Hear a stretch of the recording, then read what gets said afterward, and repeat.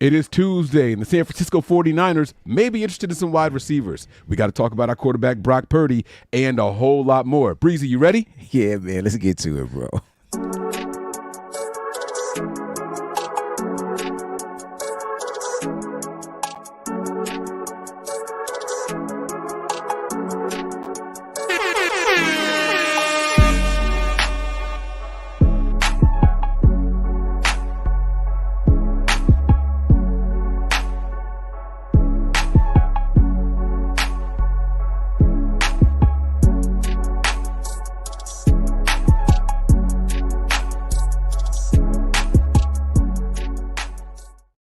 What's going on? What's going on, faithful? Welcome to the BAM show.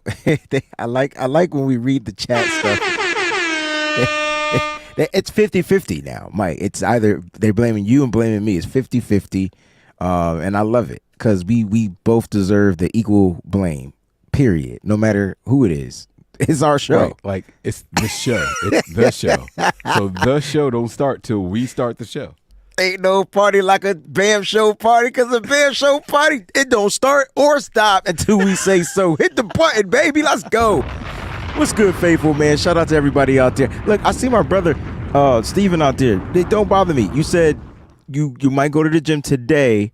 Have you? Because you were in the gym. He was in the gym heavy. He would help me with tips. I'm just curious, did you stop going? I switched my workout, and I know it's not good, but I had a great conversation with a friend that was in there and was just giving me some different tips on my regimen. And I was like, dang, I wish I had thought of that 3 months ago. So every time you start over, it's a 3-month process. Like, I don't know if you noticed that. Well, I would like to ask this question about working out. Okay. I'm a person that I've been to the gym. Yes. Right? Yes. And then I've also been the person that worked out at home. Okay. What's better for you, honestly? For me, it's the gym, because at home I could get easily distracted, and I feel like I don't go as hard. I compete even if I'm in a room by my like alone, but with other strangers there. I'm competing like someone might be watching, or I don't know what it is about being around other people. I work so much harder in a gym, even if I don't have a workout partner there.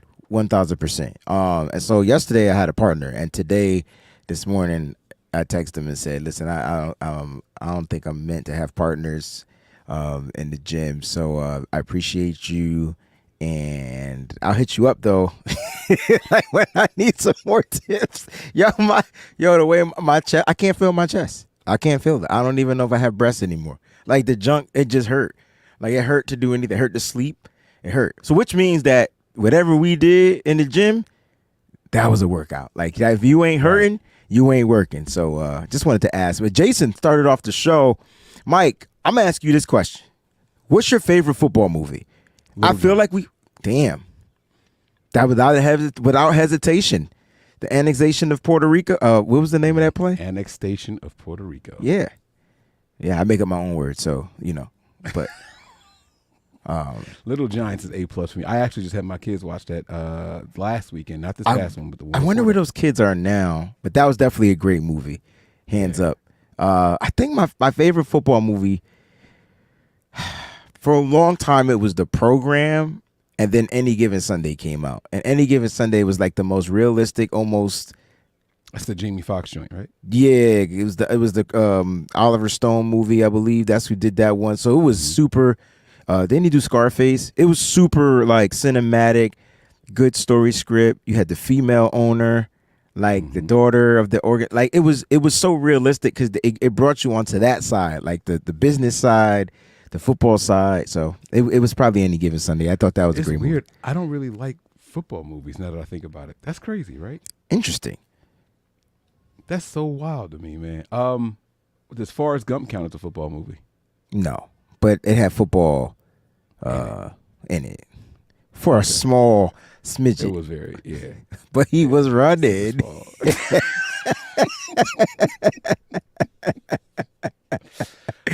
Rudy was the dope. joint with Denzel. The one with Denzel was really good too.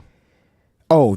Remember the Titans is my top 3. You remind me of my man Wood Harris, where he was like, "Is that funny? Yeah, it's not funny no more, is it? Right? Oh, you want to laugh? Yeah. No. Oh, okay. Yeah. So no, it's not. You remind me of him. Oh my God. That's that funny. Was an incredible scene.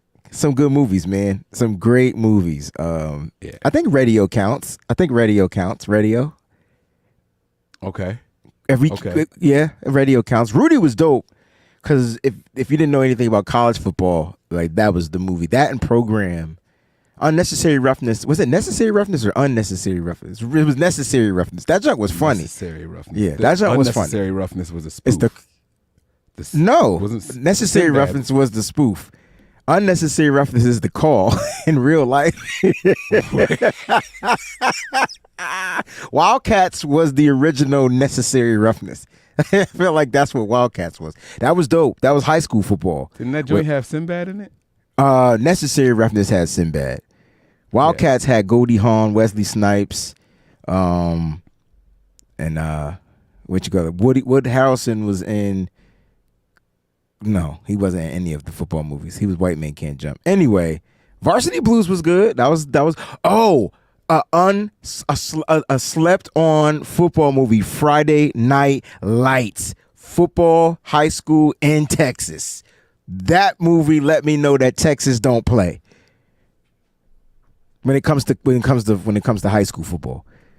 Friday Night Lights. For that one. Speaking of Friday Night Lights, on my Patreon, I have a show series called Friday Night Lights where I break down a top 30 visit participant.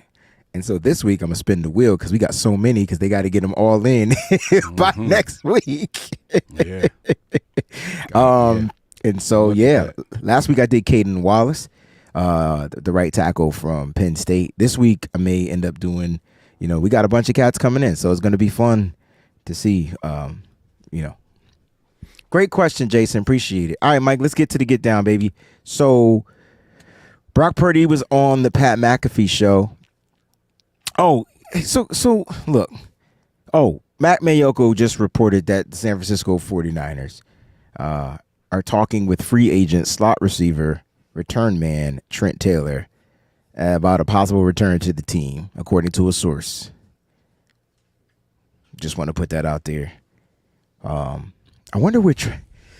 God bless you. Thank you. I wonder how Trent Taylor started surfacing the internet on this morning. I'm just curious to know. When's the last time somebody mentioned Trent If somebody Taylor? Just types in Trent Taylor, I wonder what the timestamp of the first time his name was mentioned, especially on X. Anyway, Peter Schrags put out his mock draft, and with the pick, the first pick, the 31st pick, he selected the wide receiver. Why you laughing, Mike? You got to laugh because you can't help yourself. Like you connect dots for people and don't even know that's. Yo, what's the wide receiver from Georgia, Mike? It's the only thing I need you to answer right now. Lad McConkey. Okay, so Lad McConkey, if the Niners took him 31st, would you be mad? He said at 31. Like yes, I would be mad. But yes, why? Why would you be mad? He's not a first round talent. He is a first round talent. He's not a first round talent. He's not going in the first round. I didn't say he was, but he has first round talent. He's only not going in the. He has a first round 40. He's a first round talent though, Mike. This dude put up. All right, let me get this. Let me get the production. Nah, Mike, we gotta have the conversation, Mike. Let me get the production, dog. Don't do me like that. Don't do me like that. Let me get the production. He put up. You want me to answer the question? He put up 456 yards. What are we talking about? What are we talking about? He caught 29 passes his whole final year, and he had a back injury in his last game of the year. This is the first round guy? Stop playing, man. Stop. Y'all need to stop. This guy is not a first round talent. He's not going in the first round. He's not a first round talent. None of it's good. No. Sorry. Not sorry. So Brock Purdy was on the Pat McAfee show today, and he was interviewed thoroughly. Shout out to Brock Purdy on his new John Deere endorsement. Let me ask you this, Mike. You're gonna stop laughing at me, dog, because I know what you're doing. I'm not even looking at you. I'm looking at a PFF screen right now. I know what you're doing. I ain't never been shut it up like that in my life either. You could have felt like you could have responded like but I just want to know what it is. If it weren't for the 40, nobody would be talking about this kid. I mean, his 40 time is he's an outside wide receiver that can play on the inside. They try to call him gritty, and he got a back injury. He's got 29 receptions. Like this was a very fit. I'm not. This, you mentioned somebody, Trent Taylor. This is Trent Taylor with more speed. Oh, really? Yep. Yep. Trent Taylor actually had way more production than this guy. Way more production. Yeah. Oh, yeah. But he was quick and shifty in and out of the breaks, like how this kid is. Yeah. I mean, you leave it up to people. Trent Taylor struggled in creating separation. Not at all. Not at all. In fact, I didn't see it either, but that's what the nuance was. I thought he always found a way to get open with the San Francisco 49ers. I felt like Trent Taylor's situation was his freaking feet. At the end of the day, he had bad feet. He had Patrick Willis' feet as a wide receiver. Sorry, Pat. Trent Taylor struggles to get open the same way Juwan Jennings struggles to get open. It's not in short area quickness. In fact, Kyle Shanahan will tell you that they create the best separation of any of their wide receivers on the team. Isn't it ironic? Long distance speed. Isn't it ironic how Juwan Jennings replaced the production of Trent Taylor once Trent Taylor was removed from this offense? Do we want to have this conversation too? Oh, it went from Trent Taylor to Kendrick Bourne to Juwan Jennings. Those were the third down guys right there. Are you serious, Mike? I mean, is that how it went? And it's funny because Trent Taylor got a contract elsewhere. Kendrick Bourne got a contract elsewhere. And somebody's on the last year of their contract that's going to get a contract elsewhere because they became third down guys. What does becoming a third down guy mean in the NFL? It means you're reliable as shit. And you can get separation when needed. And you've got reliable. Oh, come on, man. I'm downloading from. I don't have that sound. I need that sound. I need that sound. For now you get the. But here's the thing. Mm-hmm. Like I feel like that's what McConkey is. Just he's 4'3" inches taller, and he's faster.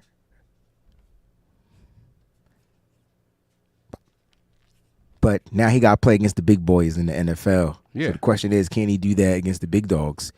I watched Trent do it. So, Brock Purdy, John Deere endorsement. Happy for him. Mike, when you're the face of a product and you are Brock Purdy, like, this is going to help there. I mean, because you ever go, let me ask you this question because you own a home. Have you ever went and priced a John Deere piece of equipment? No. Have you ever thought about it? Yes. Okay, so we here. I haven't. I didn't do it either. I did sit on the tractor. I did sit on one. You know what stopped me from going? What? When I realized they have like their own factory of just John Deere stuff. Yeah. It's just so, there. Question is, how more likely will you purchase a product from John Deere knowing that your franchise quarterback is the face of their product? Is it 0 to 30%, 31 to 59%, 60 to 79%, or 80 to 100? I'll say 0 to 30, whatever 0 to whatever was. Oh, it's 0 to 30 for me. Them shit's like $4,500 for a cheap one. I just don't see, unless they're giving me the Brock Purdy discount, I just don't see it. I do want one of the. They got machines. But happy for Brock, man. They got a lot of nice equipment there. And the crazy thing is, with that story was him like spotting the coyote. So let's get to that because that's the show. Hey, Mike, you know what hit me? I got a question for you. Coyote. It was a coyote. Oh, beep beep. Let me ask you this question because we're going to talk about that. And I don't know if you have the clip. If you do, you get the clip pulled up. Can Brock Purdy save the 49ers from the coyotes in the NFL? Well, coyotes are considered scavengers, right? Am I on something right now, Mike? Am I on one right now, Mike? Well, so in order to be a scavenger, that means that you don't really do the hunting yourself. You depend on others to go out there and beat up on somebody, and then you come in there and just get like the quick spoils of victory. It's like, aha, we did it. You know, kind of like how the Eagles knocked us out and proceeded to the Super Bowl that year, right? Like, correct.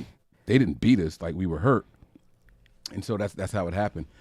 Can Brock Purdy save us from the scavengers in the NFL? Is what it is, right? So I like the word coyotes better because they're considered dogs, but they're not the top dogs. They're the scavenging type of dogs. They the dogs that kind of come in and like close out, like beat up on the ones that are weak. Like, you know what I'm saying? They're not gonna take you on full strength. Right. I'm with you. I'm here. We here. But big dogs hunt big game. Coyotes, y'all keep playing with the field mice and the little rabbits. You know, y'all gonna have to leave this alone right here. We hunt rabbits. Absolutely capable of saving the 49ers from the coyotes out there around the NFL. Do coyotes howl? Because I know wolves howl. I felt like I've seen it. Okay, I got I went out running one morning while you think about this because you're probably gonna look it up. I knew the hands were about to start taping. Mike, I went running one morning like dusk. So that's before the sun come up, right? And so I'm running, it's pitch black, right? And I'm running up the hill that I normally run up, right? And I see a coyote. You know what I'm saying? I see a coyote. Bro, I was scared. I ain't going front. I don't know what they do. I don't know what they do. I don't know. Yeah. I don't know if they run when they see you. I didn't know if there was 17 more of them. Do they hunt in packs? Like, I didn't know. I didn't go up the hill. I turned back around and then went down the street with lights. You know what I'm saying? Yeah. I hit one. That's bad. No, it was. And I didn't stop because of the same reasons why you turned around. So, no, I'm for real. I was driving my work van. This was years ago. And it looked like a wolf running. And I was driving. It looked like a wolf, yeah. At least 25, 30 miles an hour. And he was just gaining on me, but coming across the street. And I'm in a big work van, all this equipment. I had liquid oxygen in the back. I'm not swerving because if I fall over, I'm dead. So, I'm sorry. I did hit the brakes, but I hit him, and he spun like he was sliding the road like this. So I stopped, and he was like trying to get up, and I wanted to help, but I didn't know if there was a pack out there. So I was like, your family will help you. I'm sorry, bro. That's funny. I didn't know we were going to be able to share coyote stories, though. Yeah. And we live on the East Coast, so technically you don't think there's coyotes out here. I don't know how they got here, but they here. They do live with their families. They don't necessarily have to hunt in packs, but they are family-oriented animals. Mike do look like Pops from Friday. And they have. Wait, what? I look like Pops from Friday. I mean, that sounds like that's what your occupation is. Oh, yeah. You take a dog and you shove it up his ass and bang, bang, bang, bang.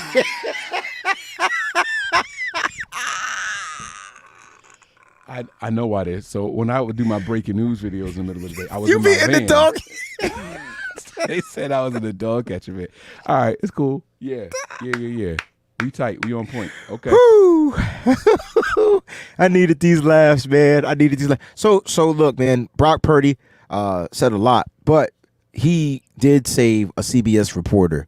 And Brock, Brock just sounds so cool. You know what I mean? Like, let's listen to little Brock, if we can. I think I saw a video, probably the commercial shoot for John Deere that you're definitely, unless you're just driving around a fucking tractor around San Francisco. You saved a reporter. A coyote was coming during a John Deere shoot. A coyote started tracking down a local CBS reporter and her dog. And Brock Purdy, here's the video right here. Sorry, it's a photo. They spell your name wrong on the right corner. Prudy's new gig. Don't love that. Back on his tractor, but this lady right here, I watched this video this morning. She said, I just happened upon Brock Purdy and a couple offensive linemen and John Deere tractors in the middle of San Francisco. And then funny story, I was walking my dog away and I hear Brock Purdy yell, "Coyote!" coyote. I turn around. Biggest coyote I ever seen was stalking me and my dog or whatever. You saved a life. You saved the dog. You shot a John Deere tractor commercial in San Francisco. You're pick 262, leading a team to the Super Bowl in your second year. You're a magic man, Brock. Keep going, brother. We appreciate the hell out of you. Appreciate you guys. Yeah, I can't believe that was a real thing, but yeah, she walked by, and then sure enough, she said she's a news anchor, and I was like, dude, I just saved a news anchor's life from getting eaten by a coyote. But it's real, man. I can confirm it. So she said that coyote was like the biggest. She said like big ass. I didn't know San Francisco had coyote. What the hell's going on over there? I didn't either, dude. We're shooting this commercial by a hill on the outside of the city, and I see this thing, trotting by, and it had a long tail. I was like, bro, it looks like a mini wolf. And sure enough, no one was going to scream. And I was like, all right. And so I screamed, and I was like, yo, there's a coyote. And that thing went running off. But yeah, it could have been an ugly day on the shoot, but we saved her. Hey, that's Brock Purdy football. That's right. That's Brock Purdy football out there. Purdy. Do you think Brock Purdy screams enough at the offense?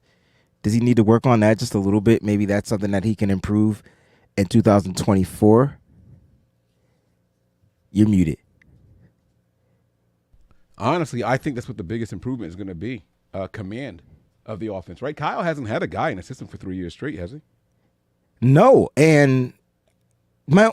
To answer your question, I had a but it's okay. No.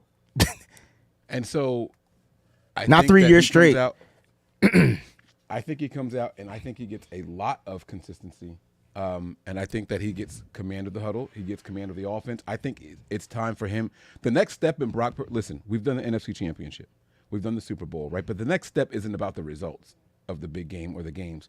Now it's about how much are you actually a leader, right? Okay. It's time for him to start challenging Kyle now. Kyle calls a play and he don't like it. Mike, this is what I'm talking about. This is it. That's the ding ding. That's it. Because I asked you a question. You said you gave the answer, and then you gave me the suggestion on what is probably going to happen. Let me give you the scenario, because at the end of the day, this is going to come down to Brock and Kyle, right? Because I only see Brock getting smarter. I only see Brock getting stronger.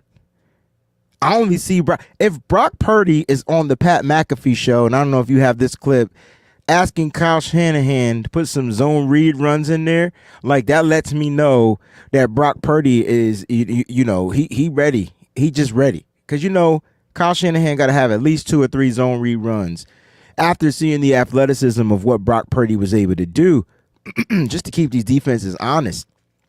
And I said zone read. I did not say power runs for Brock Purdy. There's a big-ass difference between running up the middle and running outside them tackles and reading that edge and doing what you got to do. But like Brock Purdy is definitely ready to take it to the next level. The question is, will Kyle Shanahan allow it? Does Kyle Shanahan trust Brock Purdy to do that? Like, and that's what we're going to come down. Like that, it's not about the maturity of Brock Purdy, because you need him to be the most mature person on this football team. He's the most mature player on the football field. It's going to come down to the head coach. It always comes down to the head coach. It's going to come down to him trusting his quarterback to make a play out of no play. I don't know if I have that clip. It's okay. It's okay. They did, but they asked about, Brock talked about scrambling, and then he's like, nah, man. Hopefully Kyle would add. He said Kyle add some zone run reads, some zone reads options. That's interesting. That's interesting because we heard so many complaints about the lack of it. Like, I remember we used to run zone read. Like, what happened in those days, right? Like, that was like some shots that were happening throughout the season last year. But I kind of like that, right? You want to see the offense challenge themselves. You want to see the offense challenge Kyle a bit, right? Like, this is what we like. This is what we're good at. Like, feed us. Right, we're not just going to sit back and be content with what you're telling us to do. We talked about the difference between a guy like Kyle and Andy Reid, right? Where Andy Reid's team was down in the Super Bowl, and they were like, "Hey, can we run this play?" You got the players excited now.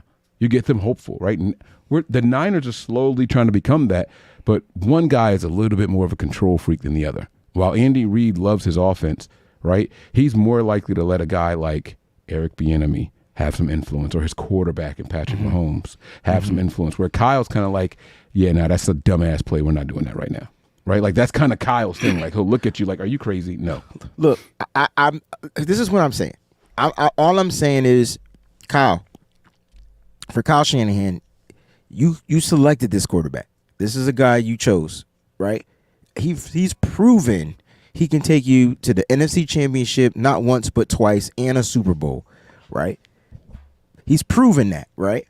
And so the trust, in my opinion, is there. It's all going to come down to all because Kyle Shanahan's offense is mechanisms, and everyone has to wear. It's like, think of a watch or a clock. Think of all the pieces inside that clock to make it work. That's Kyle Shanahan's offense. If one piece it's not just the battery that makes the joint go, because some clocks work off of just energy, right? And so it's not all those mechanisms have to be doing their job at the same time. That's why I don't think we see too many changes to this offense. I know everybody wants to improve the offensive line and get better. Absolutely. I'm not saying that we won't. I don't think it gets better in 2024. I think by 2025, you're going to have those pieces for availability to be better. Okay? And the reason why I'm saying that is because the continuity is there. You're not changing much of that, right? You're safe with the offensive line. Can it be better? Yes. Yes. Absolutely. Because Brock needs to be more protected. I'm with that 100%. I can't imagine what Brock Purdy. It's so weird. It's so weird to say this, right? Brock Purdy has proven to be the perfect fit, the Cinderella glass slipper for Kyle Shanahan's offense. I don't know if I can give a better analogy than that. The perfect fit. The perfect fit. I don't know how Brock would play in any other offense, and I don't care. But I don't think Kyle does too much tweaking to something that worked almost to perfection. I think it's a little bit of tweaking to get it to perfection, right? I could be wrong. Okay.